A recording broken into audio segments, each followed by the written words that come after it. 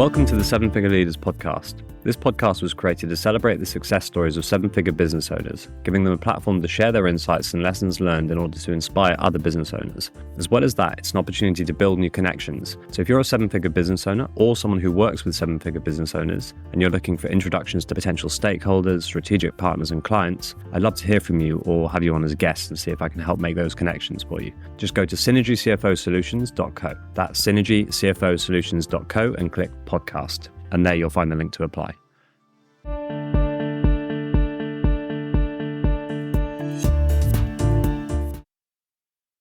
Welcome. And today we've got Matt Hunt, founder of the Protein Ball Company. That was better, wasn't it, Matt? Welcome. Welcome. Nice to be here. Thanks, Tom. Thanks for having me on the show. Pleasure to have you. So you founded the Protein Ball Company 11 years ago. Perhaps you can run us back to how you got into starting the company and kind of the journey that you've been on since then. Yeah, absolutely. The journey goes back quite far, but I'll make it a couple of minutes. But as a child, I wasn't doing particularly well at school, from a 14 to 16-year-old period. And I lived right by Romford Market. And I strangely worked on a fruit and nut stall for a couple of years. And I really understood how it all went together and the kind of customers we had. And now rolling on like 30 odd years, it's kind of strange that I'm selling fruit and nuts, but in a natural format, which is a ball. So my wife and I started Protein Ball 11 years ago. We had another business running, which was Olafs, and that's been running for 14 years. And Olafs was putting small olives in a bag, and we put 10 olives, and we become the first small snacking olive in the world. And we got it on United Continental, Delta, into Walmart, and we were selling around 500,000 bags per month. So we've sold about 70,000 bags of Olafs, which took us into the Protein Ball Company, and we thought we'd copy the same concept and put some bite-sized protein balls in a bag. And 11 years later, we're really starting to see the fruition of that is working. Wow. So did you sell the olive company or you just transitioned out of it? We've still got that at the moment. That's transitioning. That's kind of a whole new story because we've always outsourced the olives because they have to be packed at source because of the olive. And so we've worked through different countries to have it manufactured for us, which has been Spain, Morocco and Greece. And when you work with outsourced companies, sometimes it's really difficult to check all of the quality issues. So we had 2 containers go to the US, which have slight variations that we're kind of in negotiations at the moment because we pulled out of Walmart. But that is why when we started the Protein Ball Company, we actually set up production ourselves. And that was only my wife, Hayley, and I, and that was another guy called Tim. And we worked in a small kind of double factory. We got a small machine over from India, and we decided that we're going to control everything from the ingredients, selection, traceability to production so that what leaves the factory is completely in our hands. And I think that was one of the hardest moves over the years, but that has been the strength of why we're continuing to grow. Okay, brilliant. And so how did the idea of the Protein Ball Company come around? What was the inspiration? Yeah, it was a defining moment, actually, is that I was in a show called Expo West, which is in West Coast in Anaheim. And this was about 12 years ago. And I could see that there was protein everywhere across the US market, protein water, protein breakfast, protein bagels, protein bars. And in the UK, protein hadn't really started then. So we knew that when I come back, we knew that we wanted to copy the Olafs concept and have small bite-sized protein. But we first started looking at bars and then realized there were quite good productive bar companies. We'd never be able to keep up with their volume. So we went something different, which was the protein balls. So from that moment, I remember coming back with my wife and saying, let's just do it. Let's move into protein. And we were one of the pioneers, really, of the protein snacks. We're talking 11, 12 years ago. And since then, we have seen some monstrous companies come and go, and some that are absolutely flying from 0 to 100 million in like 5, 6, 7 years, likes of Grenade and Barbells and Port Phil and some really big live companies. And we're just kind of watching them because things are starting to slowly turn on the market. How are they turning on the market? There has been a kind of, I'd say the consumer is very nowadays. At the start, protein was just something you consumed and you wanted to get as much as you could. You'd finish your gym or not even go to the gym. It was all about just protein and the percentage. So you look at a bar and it's say 20%, 22%, no like low carb, no sugar, and you think, okay, that's perfect.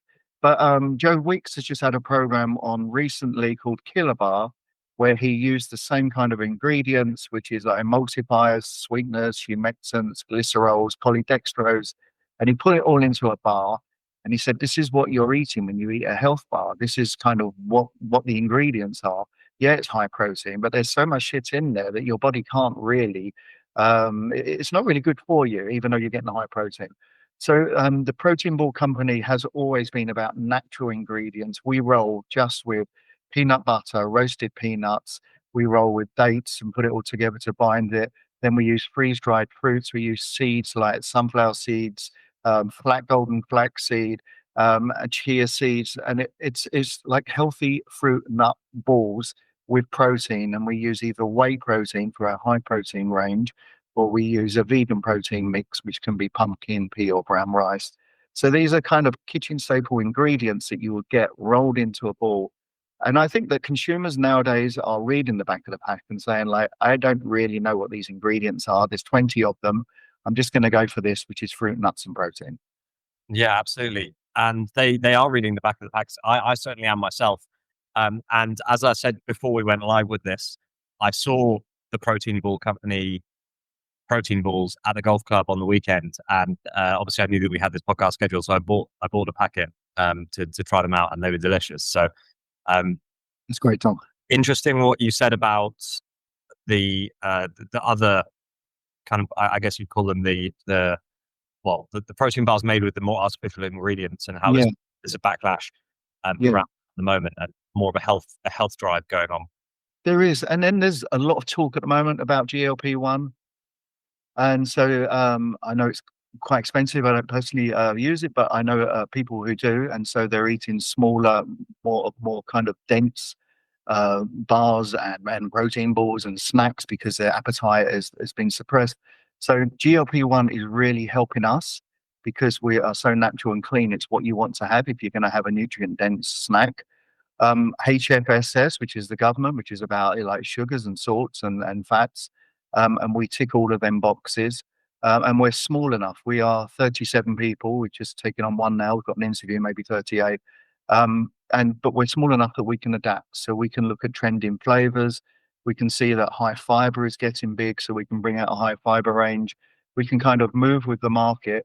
But everything we do will always be gluten free, no added sugar, no added sweeteners. Quality is our pillar. So I think we're in a really good position. The last 10 years have been kind of frustrating to see companies go from 0 to 100 million selling rubbish. And it's kind of put us in a position now where we haven't backed down, we haven't changed our values. And I think our time is coming. We're just about rolling in the right direction. Yeah. Wow. Okay. So going back to the business side of things, what was that like? Did you bootstrap at the beginning, or did you raise some money? And what's that journey been like as you grew the business essentially? Yeah, we've always bootstrapped. Unfortunately, we didn't really come from rich background. I'm a Romford market boy, so everything we did was like buying small amounts and seeing if that works, and if it didn't work, moving to something else. With the Olafs, it was literally one barrel of olives, which was 160 euros. With the protein ball company, it was a machine that made gulaps, which is a Indian sweet, which is rolled, and it was from India, and it was secondhand, and it come over. It didn't really have much safety, but it was a really cheap way of kind of seeing if we could roll a ball. We have worked with some investors, like they call them armchair investors because they're not so hands-on. And that's with the SEIS and the EIS so that they get some money back on their taxes. And that's worked so that we can raise some money and buy some machinery or kind of move the business in a different direction with marketing and sales. We raised money about a year ago because it was the Protein Ball Company's 10-year anniversary. So we decided that we were going to have a complete rebrand, and that was our present to ourselves. And it's a lot of money, but we worked with a wonderful branding agency called Robot Foods based in Leeds. And they're kind of well known. They're about the 11th best in the world at the moment. And they took our brand and we sat down with them. And over a period of 2 or 3 months, we looked at the values of the brand, the tone of voice, the vibrancy and the colors, the story that Haley and I wanted to tell, that we were foodies. We wanted that to come through. And the rebrand, which only launched about 2.5 weeks ago, 3 weeks ago, is doing phenomenal. It was probably the best thing that we've done for the business since we started. Wow, that's amazing. And so, what did they do that was significantly different to what you had before? So I think, like, I read that every 10 years a brand should change anyway, because it sits on the shelf and it doesn't look different. And we've seen like brands that are coming through that are really vibrant in color. And we wanted to be vibrant and we wanted to be ballsy because we're selling balls and we wanted to stand up to all of these big companies because we're relatively small. But the challenge was we also wanted to be natural. So we really want to say, look, we're the best. Well, this is what we do. But then we're never going to have the same protein count, and we had to be natural. So we come up with the phrase "ballsy by nature," and we trademark that because that is everything that the company is about. We can phone big supermarket chains and we can tell them you need to stock our product because we are so natural, and then we go down that avenue. And so they looked at our packaging and they just made it come alive with colors, with tone of voice, with looking at the copy on the back and how we speak and how we kind of put together all of our new marketing and our comms. And they've really made that come alive. So I think going to a really big branding agency was the best move that we've done so far. Yeah. Well, it's certainly, I think you're right there. It's very eye catching and it's distinctive. You can recognize it, kind of, it can catch your eye if you see it Yeah. in a supermarket or something. So going back to those early days, how did you, presumably it was kind of in the kitchen making a few protein balls and seeing what it all looked like and tasted like when it came together. But how did you make those first sales and get the ball rolling initially? Yeah, that's really simple. We kind of got these little pre-made bags. We rolled some balls. My wife is the recipe developer, Haley. She puts all of this together. She's wonderful, understands all of the macros, understands all of the inclusions and how it works. She rolled the balls by hand, put them in the bags. We sealed them and sent them off to different buyers. I must say we were lucky, but also we did see that the market was opening. But within the first year, we were around about £500,000, and within the second year, we were £1.7 million. So we really had a very fast first 2 years.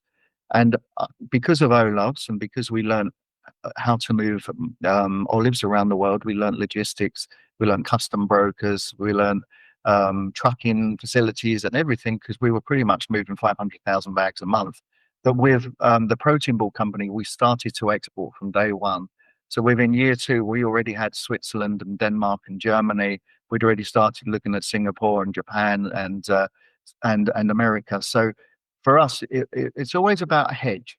So we start with a brand and then we say, how can we hedge that and how can we hedge that? So for instance, with the protein ball company, we started with the protein ball. Then I said, let's hedge and let's go for export because maybe that will be bigger than the UK. And then we will hedge again and we say, okay, let's also look at private label. Well, we'll make it for some big customers under their brand name, and that hedges us again. And when COVID hit, we were just under 5 million mark, and we wiped out 80% of our business.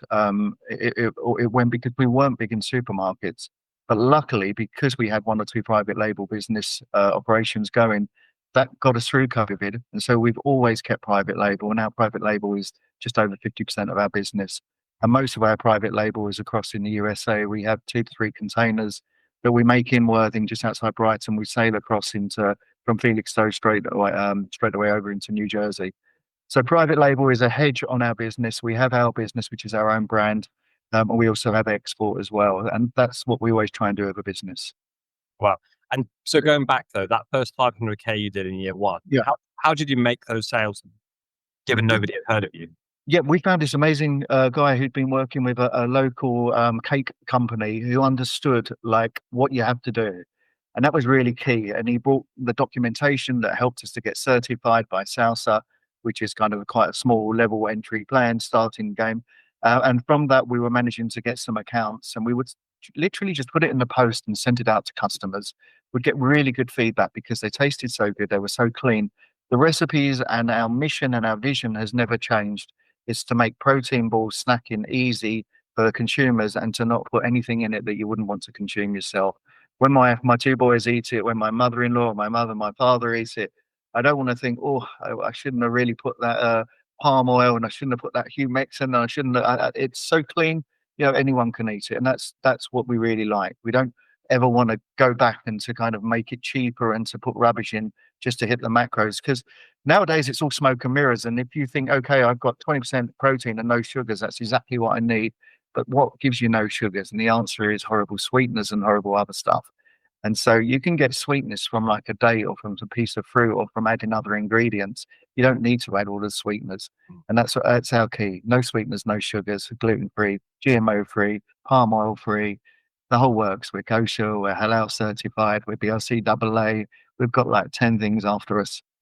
Wow. Okay. So you've grown the team. Obviously, you mentioned Yes. 7 people. So how is that team structured and kind of who's doing what? Who's responsible for what? Yeah, so we have an overall site manager, David, and he will help look after the team to make sure it's moving forward. My wife Haley will look at operations, new NPD. Actually, she's in there at the moment because we've got this brand new fancy machine, and we're making these incredible balls that are going to launch in January, which are a bit more indulgent. But she will overlook the operations side. We have an operations manager, we have a warehouse manager, and we have sales manager. But we come together for meetings once a week for big stuff and nearly daily for huddles for smaller stuff, which is usually production. Production is probably 15 to 20 people out of the 37 people, and then the rest are spread in different departments. But when the business grows, it usually grows with production operators because we're usually picking up more business and we need more. We're producing about 60,000 bags at the moment per day, and we put 6 balls in each bag. So we're producing 360,000 balls per day. And our aim by March next year is to get up to 500,000 balls per day. That's Wow. our aim. And so we have a pretty slick operation. It's not completely automated because the costs of robotics and machinery is far too big for us. But it's in a good way that each line's around like 20,000 bags, and we've got 3 lines. Wow, that's very impressive, I must Yeah. say. So one, obviously, I don't know if you're familiar with kind of the role that I do as a fractional CFO, but Yeah. one thing that I care about as a fractional CFO is understanding cash flow, understanding profitability, and essentially keeping the business healthy, making sure that we have a process of seeing what's working and what's not working in the business. Yeah. How has that been something you managed to keep on top of as you've grown the business? Because Yeah. obviously your revenues, by the sounds of it's grown very fast, Yeah. and growing revenue, adding people to the team without getting yourself into problems in terms of profitability is a big challenge, and obviously something you've navigated well. Actually, yeah, still navigating it. I don't know if companies can ever do it well because the rising costs and the increases from wages to all units, where they've probably gone up 40% in 3 years, to all utilities, to all every time there's kind of a global crisis, we see the logistics are going up. So moving a container to the US, which could be $2,000, can go up to $8,000 or $9,000. So everything is completely changing day to day, week to week. We have an accountant, obviously, in the company, and we also have a management accountant. And the management accountant will work with the accountant and will give us a monthly recommendation on how much stock holding we have and what we should be doing and where our bottom line is, and pinch points as to customers that haven't paid and chasing up. Looking at why there's abnormalities, i.e., we spend so much on packaging that month and not the month after. Packaging go up, or are you holding too much? I must be honest that financials isn't my bag. That would be more my wife and the accountant and the managed accountant. But you're right. Like a business will go under, and we have had so many periods during the 11 years where cash flow has become so critical that we've had to look at smaller things like, should we really spend £200 or £300 when we've got coming up a £5 million turnover? Because cash flow has become so difficult where maybe customers haven't paid. We had a bad customer who didn't pay 140,000 just over a year ago, and so that rocked the boat so much that we've almost had to start at the bottom, secure loans from banks, private credit against the house. Like it's been quite challenging, and I imagine every SME enterprise goes through exactly the same. It hasn't been plain sailing with the financial aspects, and we've had to take help and we've had to loan and borrow money. And I think that's the difference really between entrepreneurs and maybe managers, is that we're willing to put everything on the line, and we're willing to kind of risk it. And we've risked it so many times to make the business work. And I would say at the moment we're in one of the lucky, happy positions because the last few years have been challenging, especially with all the rising costs. It really has hit everyone hard. Yeah, well, I think as you said, everything you just said, I'm yet to meet a business owner that hasn't gone through serious cash flow if they built a successful business that's doing, multiple millions a year in revenue. Yeah, Mm. But the important thing is that you've got a system and a process to understand what's happening. And it sounds like you have with your management accountant yeah, and your wife on top of essentially what's going on. yeah. So one thing I just wanted to touch on as well. So you mentioned you had a customer that didn't pay or nearly didn't pay. Yes. Is it B2B sales that you focus on, or do you do direct to consumer as well? Well, we did D2C as well. Yeah, so we have quite a lot of business now going through our website and also through Amazon and then online platforms. Yeah, so D2C, I think it's completely growing. We'll probably hit 300,000 or 400,000 this year on D2C, maybe more. And yeah, that's a big part of the business. Then we do a lot of adverts on, it's not what you call it now, but we have a lot going through Facebook and Instagram and through Google Ads and just starting on TikTok. And we put a lot into LinkedIn lately to kind of get people to know who we are and what we're doing. So yeah, it's really important to kind of have all aspects running forward. Yeah, and then your other channel is you've got the private label, and then you've got the distributor. Yeah, Yeah. yeah. We work with many sort of wholesalers and distributors across the UK, depending on the region, and some are national. And then we usually only work with one importer per country, because we did have a problem once where we had two in Denmark, which actually ended up us being taken to court, which wasn't very nice. We have a which yeah, should never have happened. So we work with only one importer, and we're dealing with 14 countries at the moment. But we put a really big drive into international. So 2 weeks ago, I was at a show called Anuga, which is in Cologne, in Germany. Next week, I fly out to Chicago. In January, we've got a show which is called Gulf Foods, which is in Dubai. And we really want to open up the Middle East market. We haven't got any in Qatar, Kuwait, Dubai, Saudi. These are really strong markets, and they love British products. And then in March, I'm back to the show where it originally started, which is Anaheim, LA, and I can see all the food trends coming through.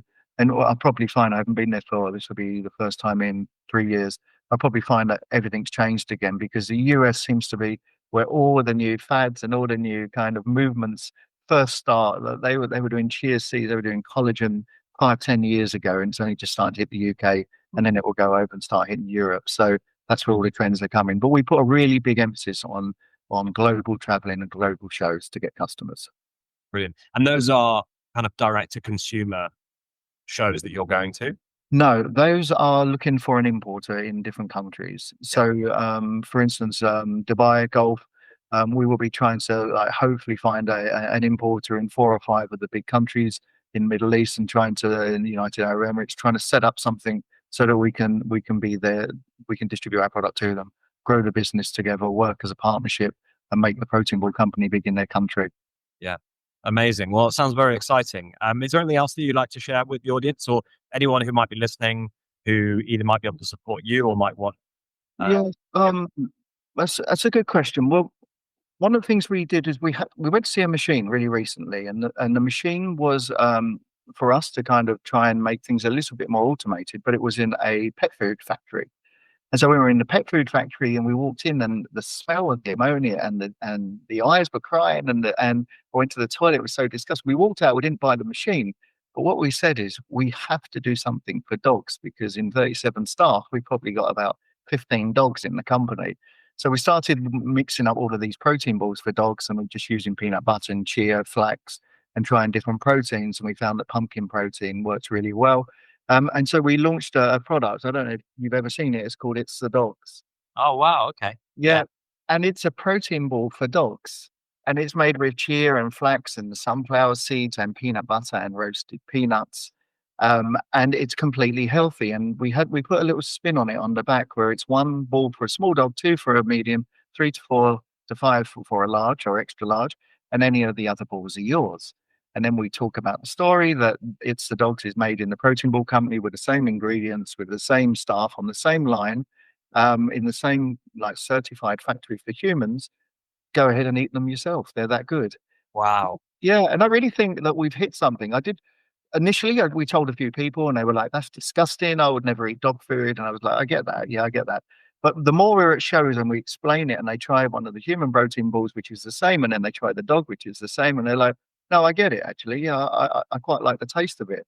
And we did a lot of research, and we realised that dogs have to have low carb because most dogs are overweight. 50% of dogs are overweight, and so we really spent a lot of time on the recipe to make sure that it was low carb and high protein.